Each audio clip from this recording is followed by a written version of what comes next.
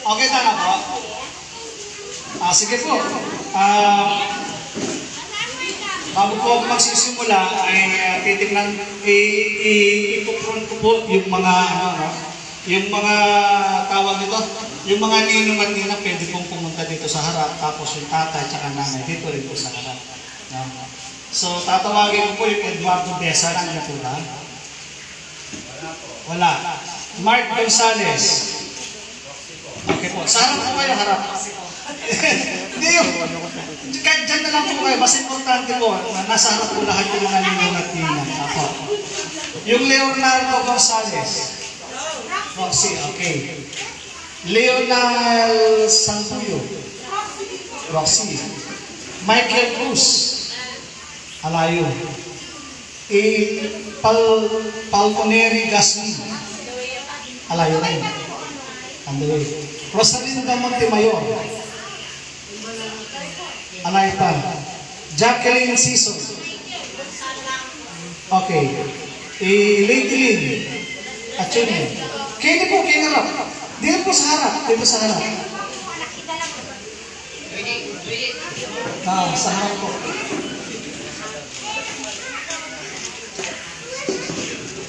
Yan. Tapos, Grace Gripo. Dito po. Cristian Capirante. Wala pa. So, lahat po ngayon yung mga nandito, ninong yan at saka ninang. Dito po. Okay. Pwede po ba akong gumamit sandali? Lang po. Kasi po, itong ating gagawin po ay, sagrado. No? Kaya po medyo bigyan natin ng konting disiplina yung pong ating gagawin. No? Ngayon, yung nanay at tatay po, pwede sa harap din po. Sa harap.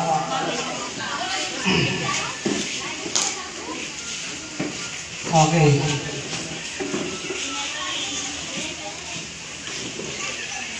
Okay.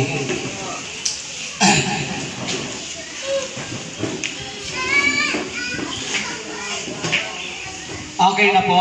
Okay, salamat po.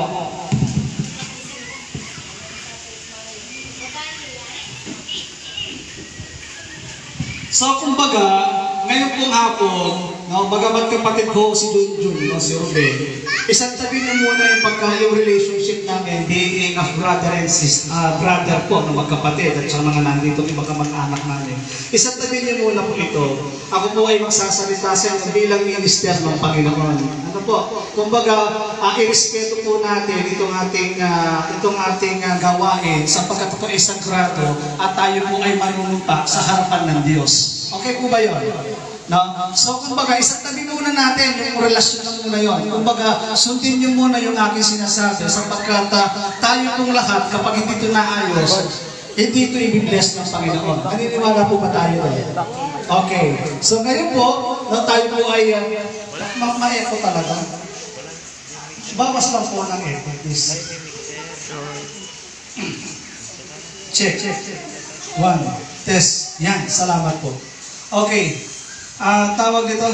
So, sandali tayong manalangin. Impatihin po natin ang banal na Espiritu ng Panginoon. Kahit naupo lang po kayo, mananalangin po ako. Panginoong Jesus, muli kami po ay lumalapit sa trono ng iyong biyaya.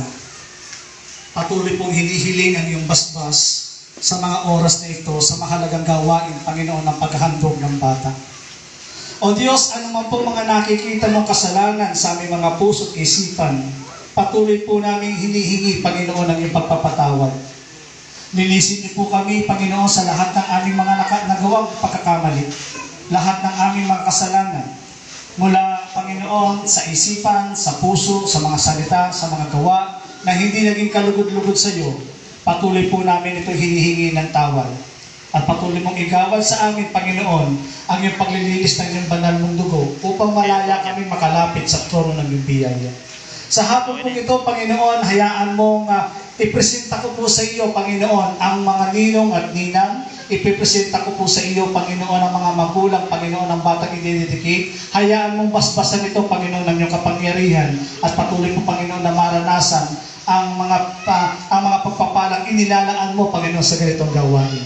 Salamat po, itong aking panalangin sa pangalan ni Jesus. Amen. So, mapagpalang hapon, hindi na umaga.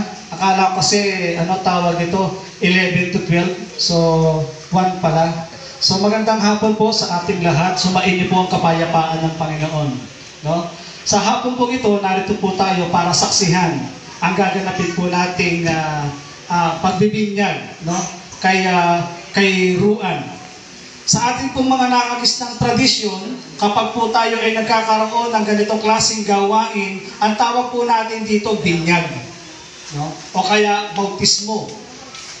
At pagkatapos sasabihin doon sa bininyagan, ayan, Kristiyano ka na. Dahil siya'y nabinyagan na, dahil siya'y nabautismuhan na. Ngunit, sa aral po ng salita ng Panginoon, iba po ang ginagawa sa bata. No? Sa aral po ng Biblia, ang ginagawa po natin sa bata ay inihahandog o inaalay o ang tawag natin dyan, child dedication. I-dedicate po natin yan sa Diyos. Inaalay po natin sa Diyos. Sapagkat ang bautismo po ay ginagawa lang po natin ito sa mga taong may sapat na pag-iisip. No? Sapat sa pag-iisip. Alam na po niya yung tama at mali. Marunong na siyang magsisi. Sila po yung mga taong binabautismuhan. At ang bautismo po, sa salitang Grego, sa original na salita ng salitang Grego ay baptizo, na ibig sabihin ilubog sa tubig. So yung bata, hindi pwedeng ilubog po yan. No? At ang bautismo na ginastan natin, biniwisikan, binibindisyonan. Hindi po yun ang aral na salita ng Panginoon. Ito po ay sinasabi natin, ito'y aral mula sa Panginoon. Katulad po ni John the Baptist, siya po ay nagbautismo ng malaki na. Napipick up niyo po. No? Si John the Baptist, binautismuhan niya yung mga malalaki na, may alam na yung tama at mali, marunong na silang magsisi. No? Sila po yung binabautismuhan po dyan. At kasama na rin po natin dyan ang ating Panginoong Yesus, binautismuhan din po siya. So ano po kayo na dapat gawin? Tulad po ng aking sinabi, ayon po sa Biblia na ating natutunan, na ating nabasa, na ating napag-aralan, ang bata po ay inihahandog, iniaalay. Yung tawag natin dyan, child dedication. No, pag sinabing dedication, yung dinedicate, halimbawa ako ay bibili ng bulaklak at palalagay ko yung pangalan noong aking gustong alayan. Ibinibigay ko yung bulaklak na yon. No, so ibig sabihin yun po yung pag-aalay. No, halimbawa ako ay gumawa ng isang kanta at yung kanta yun inaalay ko doon sa kanta na yun. Ibig sabihin, yung kanta na yun ibinibigay ko sa kanya. So kaya po natin gagawin ngayon, katulad po ni Ruan, siya po ay ihahandog natin, iaalay natin, i-dedicate natin ito sa Diyos. Ngayon, sa biblical basis, sa Bible po, no, sa Christian organization, katulad po ng mga born-again Christian, ang ginagawa po natin sa kanila, inihahandog yan sa Diyos. Sa Bible po, 3 bata ang hinandog sa Bible. Una, si Samuel. Nung pagkaanak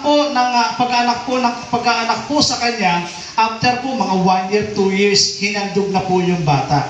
Pangalawa po, itong si Samson.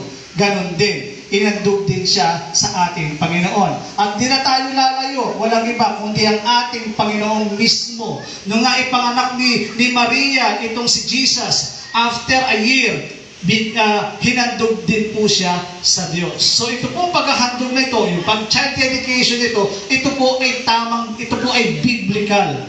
Ito po ay mula sa aral ng ating Panginoon. So ngayon po, ito po ay ito po yung paghahandog na gagawin natin kay Ruan. So bago po natin itong ihandog si Ruan, pakinggan muna natin ang mga maikling mensahe na gusto ko pong iparating sa bawat isa po sa atin, no? Mga ninong at ninang, mga magulang at sa lahat ng mga audience na nito. Ano po ang role natin bilang magulang sa bata? Mahalaga po yan, marinig po natin yan. No? Number 1 na role na nagagampanan natin bilang magulang, no, sa ating pong mga anak. Sabi po ng Kawikaan, chapter 22, verse 6, ituro mo sa bata ang daang dapat niyang lakaran. Hanggang sa kanyang paglaki, hindi niya ito malilimutan. So ano po yung role na gagawin natin bilang magulang sa ating pong mga anak? Ituro sa bata ang daang dapat niyang lakaran. So sa makatwid, meron pong pagtuturong gagawin. Ituturo po natin sa bata ang tama at mali. Ituturo po natin sa bata kung ano po yung bawal at hindi. Ituturo din po natin sa bata kung ano yung masama at nang mabuti. Ituturo po natin sa bata yung pagiging godly fearing. Napipick up niyo po yung ibig ko sabihin. No? Ituturo po natin yun sa kanya. Sapagkat sabi po na salita ng Diyos, uulitin ko, Kawikaan 22 verse 6, hanggang sa kanyang paglaki, hindi niya ito malilimutan. So, napakahalaga ng pagtuturo sa bata. No? Katulad po ng halimbawa, meron pong isang bata, sasabi niya sa kanyang nanay, Nay, 18 years old na ako, pwede na ba ako mag-bra? Sabi po ni nanay, hindi. Eh, Nay, mag-makeup. 18 years old na ako, hindi ba ako pwedeng mag-makeup? Hindi. Sabi ng nanay, eh, Nay, lipstick. Baka naman pwede na ako mag-lipstick kasi 18 years old na ako. Ang sabi ni Nay, Junior. Junior, magtigil-tigil ka nga. Lalaki ka, hindi babae.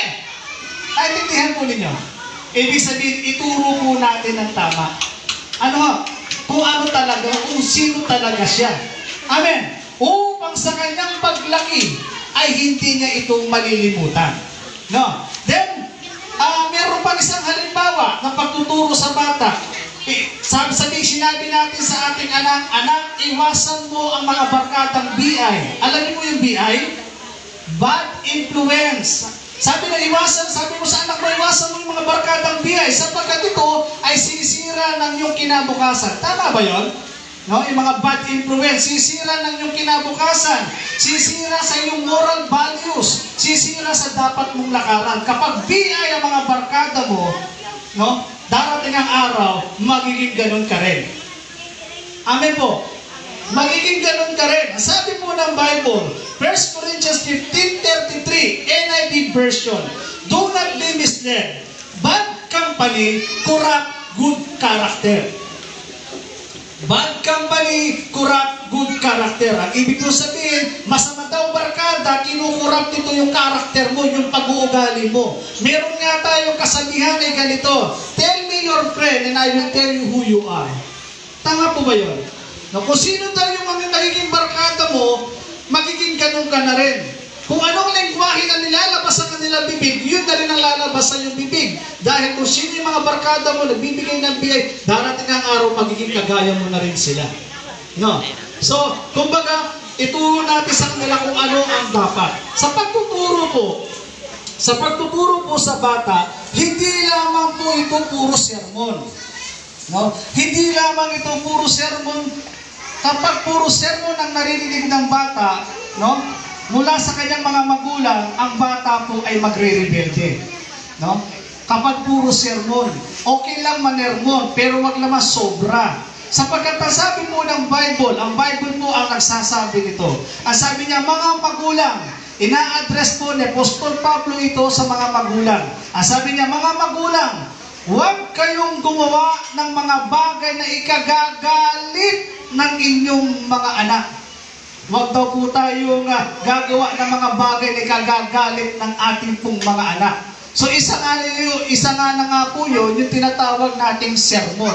Bakit kaya yung bata nagre-rebelde? Bakit kaya yung bata laging nasa labas? Bakit kaya yung bata laging gusto niya kasama yung mga barkada niya kesa umuwi ng bahay?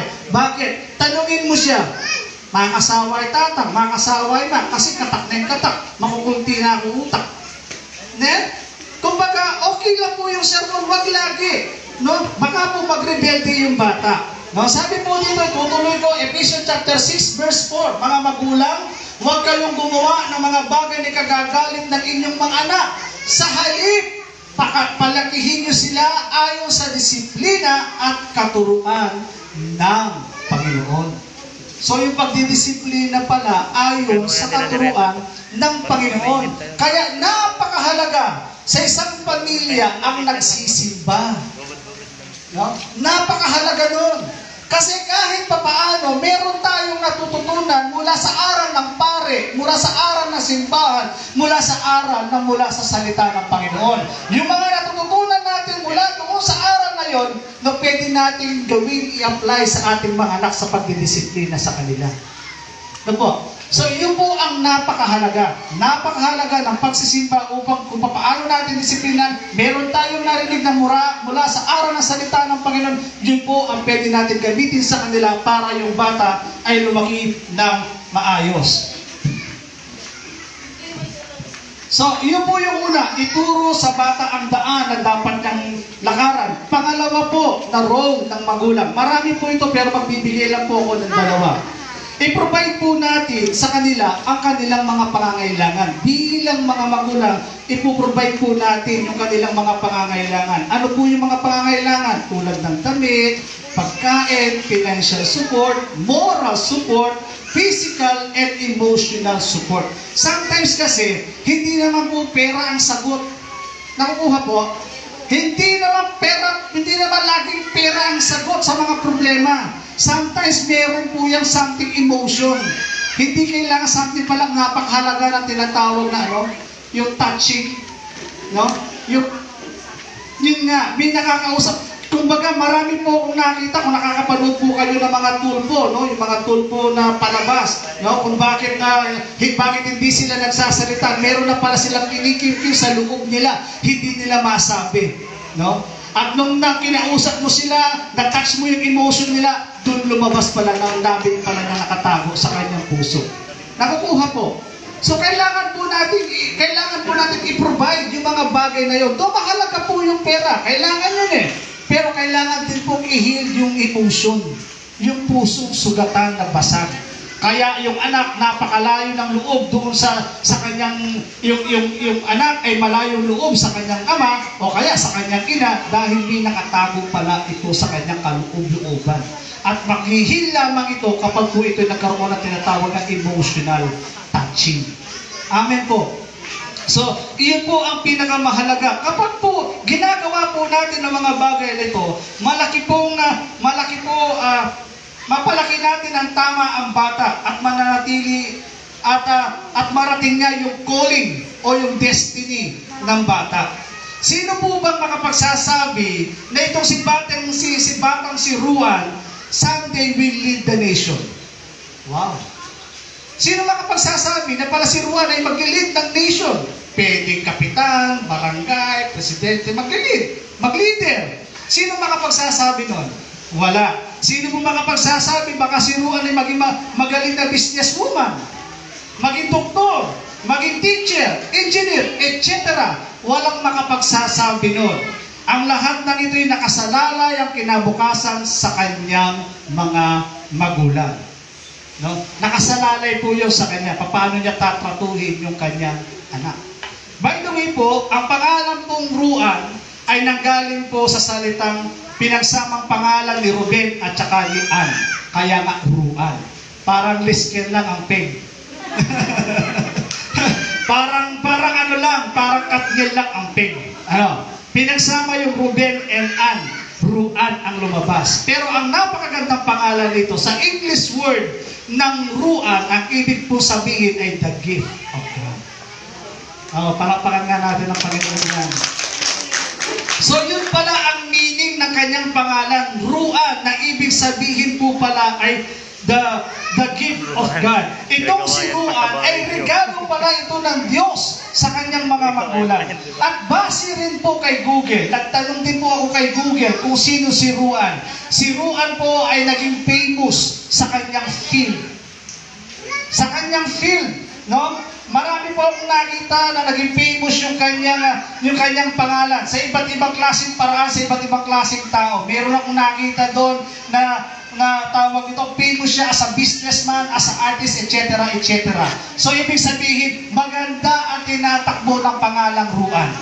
Amen. Success yung kanyang pangalan. No?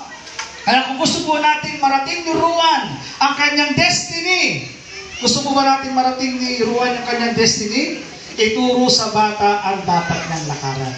At mararating niya yung destiny na kanyang pupuntahan. So tapos na po tayo sa mga magulang na kung ano yung role nila. Papasok po tayo sa pangalawang magulang. Ito po yung tinatawag natin mga sponsor, mga ninong at ninang. Ang role po ng mga ninong at ninang ay hindi lamang ito tuwing araw ng Pasko. No. Yun lang eh. Kaya kinuha ko to kasi maraming pera to eh. Alam ko marami, 3 ulo to eh. No, hindi lamang po yung role ng ninong at ninang tuwing araw ng Pasko o kaya tuwing araw ng birthday. No? Nakakatawa nga po si Ruan eh. Binilang ko po yung kanyang mga ninong at ninang, 11. Ako ho, isa lang yung ninong ko, hindi ko pa nakita in person. Pangalawa, hindi ko pa ho siya kilala. No? Kaya nga, gusto mong tumakbo, di ka makatakbo kasi di mo nga kilala eh. Pero at least si Ruan, napakarami niyang tatakbuhan kapag meron siyang problema. Okay po. So, hallelujah. So, ang role po ng mga ninong at ninang, kayo po ang tumatayong pangalawang magulang ng bata. Kapag po lumapit sa inyo ang inyong inaanak para sa kanyang pangangailangan, huwag po kayong mag-atibiling tumulong. Dahil yan po ay responsibilidad ninyo bilang mga tumatayong ninong at ninang o tumatayong pangalawang magulang ng bata. At kung sakaling dumating ang hindi magandang mangyari sa kanyang mga magulang, knock on wood, huwag naman po sana. Kayo po mga ninong at ninang ang magpapalaki sa bata. Opo. So yun po yung role ng ninong at ninang. No, kapag lumapit po yung bata na si Ruan sa inyo, huwag po tayo mag-atibiling tumulong sa kanya. Tulungan yung kanyang mga pangangailangan. Financial man yan, material man yan, emotional man lang yan, o love life man lang yan, suportahan po natin yung bata. At kung sakaling meron mang mangyari, katulad ng aking sinabi sa kanyang mga magulang, knock on wood, huwag naman po sana, tayo po ang tutulong magpapalaki sa bata. Yun po ang role ng mga ninong at ninang. Amen po ba tayo doon? Okay. Ang ibig sabihin ng amen, no, tayo po ay umaayon sa kasunduan na ginagawa natin sa magulang ni Ruan. No, umaagree tayo, kaya po tayo nag-amen, kaya po kayo nandyan, tinanggap po ninyo yung kanilang invitasyon, no, tayo po ay umaagree doon sa kasunduan na ating pong gagawin. Dahil po ako, as a minister of the gospel, ako po ay representante ng Diyos, ipagkakasundo ko po kayo sa harapan ng ating Panginoon. Kaya po tayo po ngayon ay gumagawa ng tipan o ng covenant sa harapan ng Diyos. As sabi po ng Jeremiah chapter 1 verse 12, sapagkat ako'y magbabantay upang matiyak na matutupad nga ang aking sinasabi.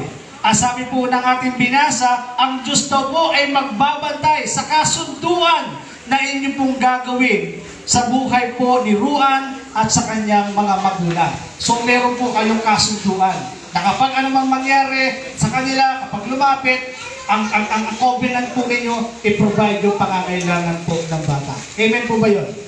Amen. Malinaw po ba yun, mga ninong at ninang? Okay. So bago po natin ihandog yung bata, ihahandog muna natin yung ating mga sarili sa Diyos.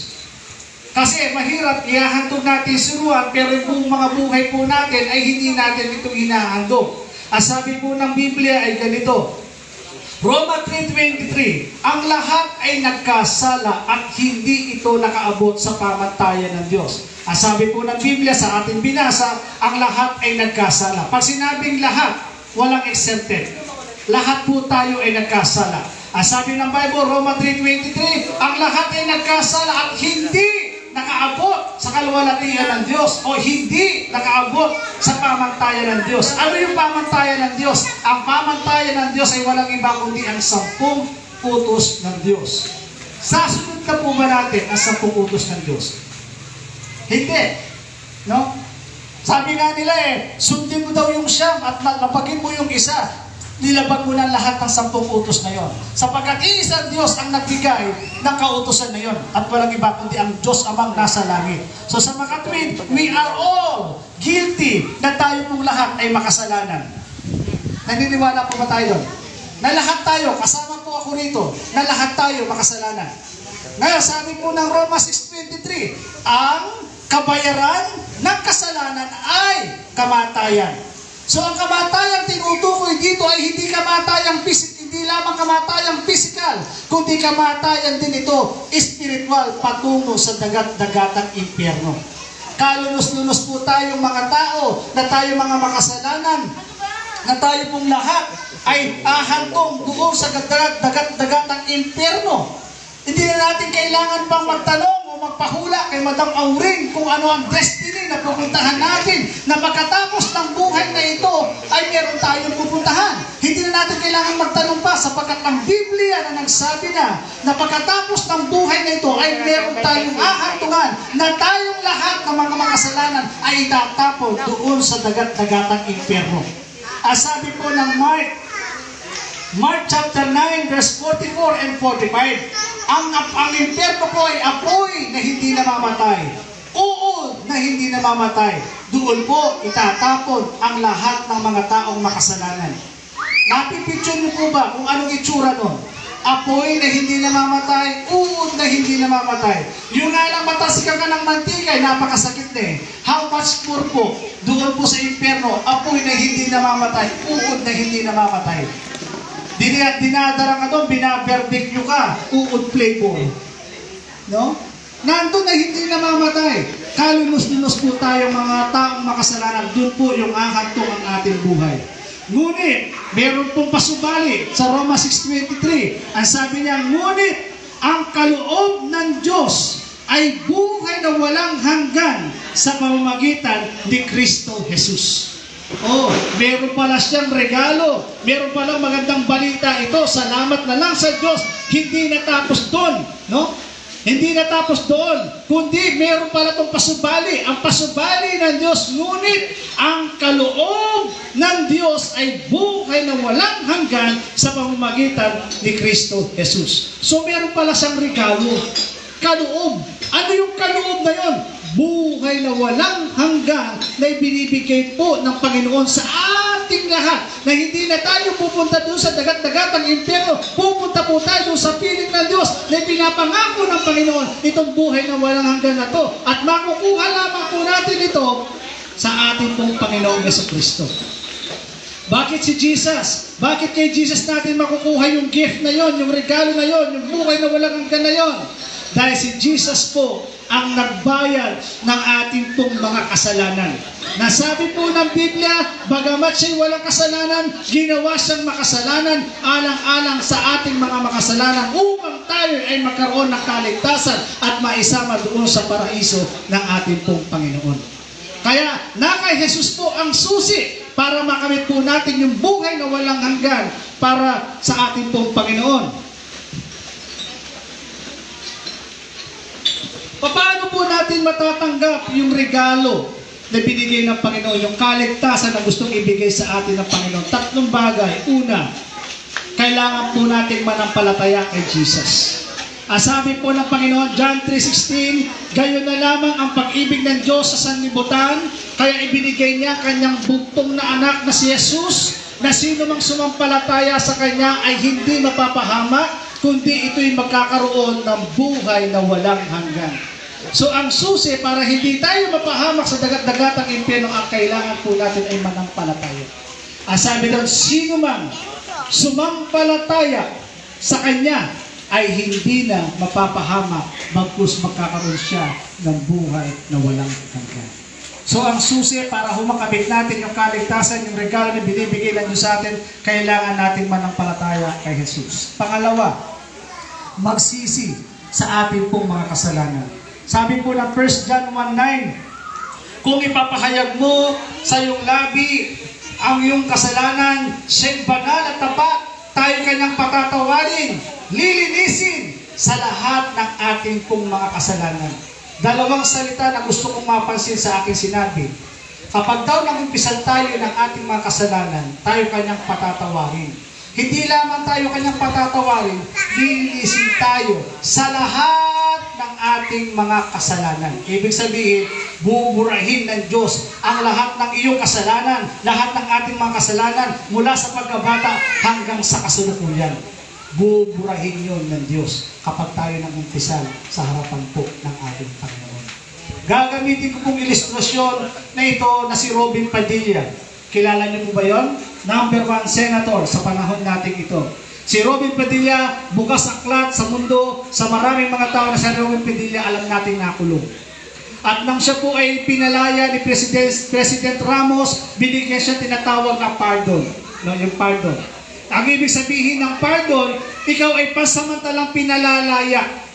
Pero bagamat malaya ka, pwede ka pa rin ibalik sa loob. Dahil nandun pa rin ang record mo as an ex-convict. Tama po ba yun? No, kaya nga, kahit malaya siya, konting pagkakamali lang niya, ibabalik uli siya ron. Kasi pardon lang ang binigay sa kanya. At tingin sa kanya ng mundo, makasalanan ka pa rin. Meron ka pa rin kasalanan. Meron ka pa rin lilitaw na record na ex-convict. Kaya kanina galing kami sa pulis, kumuha kami ng police clearance, no? Kumbaga, ang daming mga waiting. Kasi ang daming kapangalan, baka may mga kaso. No? Parang ganun din. No, parang ganun din. Kumbaga si Robin, bagamat siya pinalaya na, tinatawad na siya ng Estado, pero ang binigay sa kanya ay pardon lamang. Ibig sabihin na on the record pa rin na siya ay ex-convict. Ngayon, sa panahon po ng ating Pangulong si Duterte, binigyan po siya ng kasulatan na tinatawag na absolutely pardon. Pag sinabing absolutely pardon, lahat ng iyong kasalanan, burado na. Amen. Ibabalik na sa iyo yung ang iyong karapatang bumoto, karapatang magsalita sa gobyerno, karapatan ng lahat ng bagay. Wala kang anything na kasalanan ginawa sa estado dahil ikaw ay binibigyan ko ng kalayaan dahil sa kasulatan ito ikaw ay malaya na. Sasabihin sa kanya makasalanan ka, ex-convict ka, pero sasabihin ng gobyerno ng estado wala siyang kasalanan dahil pinalaya ko na siya. Ganon din po yan sa harapan ng Diyos. Sasabihin ng mga tao sa iyo, makasalanan ka, marumi ka, ganito ka. Sasabihin sa iyo ng mga tao yun, sasabihin sa tanas yun. Pero sa harapan ng Diyos, hindi, malinis na yan. Dahil pinatawad ko na ang kanyang mga kasalanan. Amen. So kapag po tayo ay nagsisi sa harapan ng Diyos, lahat po ng kasalanan natin ay burado sa harapan ng Diyos. Ito ay malinis. Walang record. Pangatlo at panghuli, tanggapin si Jesus as Lord and personal Savior. Ang sabi ng Panginoon, Revelation 3:20, ako'y kumakatok sa pintuan ng iyong puso, kung di rin ginino man ang aking tinig, ako ay papasok at magsasalong kami sa habang panahon. Ibig sabihin, gusto ng Panginoon, pumasok siya sa iyong puso. Kapag tinanggap mo si Jesus ay maghahari sa iyong puso at magsimulang lumakad ayon sa kanyang katwiran at ayon din sa kanyang kabanalan. Amen po. So, kung gusto po natin tanggapin si Jesus as Lord and personal Savior, pwede po tayong manalangin ngayon. Sige po, tayo po ay tumayo at tayo po ay maya-maya ay pag-pray na po natin itong si Ruan. No? Mag-pray muna po ako. No? Mag-pray muna po ako para sa inyo. Susunod po kayo sa aking maikling panalangin. No? Susunod po kayo sa maikling panalangin na aking gagawin at pagkatapos ako po ay mag-pray. Sige po, tayo po'y manalangin sandali. Sabihin natin ang panalangin ito, Panginoong Yesus, sa oras pong ito, lumalapit ako sa iyo, humihingi ng tawad. Patawarin niyo po ako sa aking mga kasalanan mula sa pagkabata hanggang sa kasalukuyan. Panginoong Yesus, sa oras na ito, binubuksan ko ang aking puso, tinatanggap ka bilang Panginoon at tagapagligtas ng aking buhay. Magmula sa oras na ito, isulat niyo po ang aking pangalan diyan sa aklat ng buhay. Marami pong salamat sa iyong kapatawaran, sa iyong pagliligtas, sa pangalan ni Jesus. Amen. Ako po ang magpipray sandali. Panginoon, marami pong salamat sa oras na ito na binigay mo sa aming oportunidad na marinig namin ang iyong salita. Narinig mo ang usan ng kanilang mga labi. Narinig mo tibok ng kanilang mga puso. Tinanggap kanila bilang Panginoon at tagapagligtas ng kanilang mga buhay. Panginoon, sa oras na ito, hinihiling ko sa pangalan ng iyong anak na si Jesus, selyuhan mo ng banal mong dugo ang kaligtasan ng kanilang mga natamo. Patuloy mong pabantayan ng iyong mga anghel ang binhi na salita ng Diyos na natanim ngayon sa kanilang mga puso. Panginoong Yesus, sa iyo ko po pinagkakatiwala ang kanilang buhay. Dalhin niyo po sila, Panginoon, patungo sa gusto mong, sa iyong kalooban, Panginoon, sa kanila pong buhay. Marami pong salamat. Itong aking panalangin sa pangalan ng aming Panginoong Yesus. Ang bawat isa ay magsabi ng Amen. Okay po, i-dedicate na po natin itong siruan. Kunin po natin yung bata. Tapos, antakoy.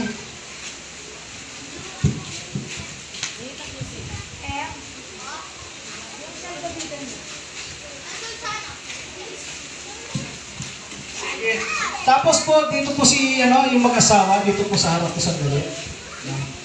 Tapos yung mga ninong at ninang po, palibutan natin po sila, yung mag-asawa at po yung bata. Sige po, yung mga ninong.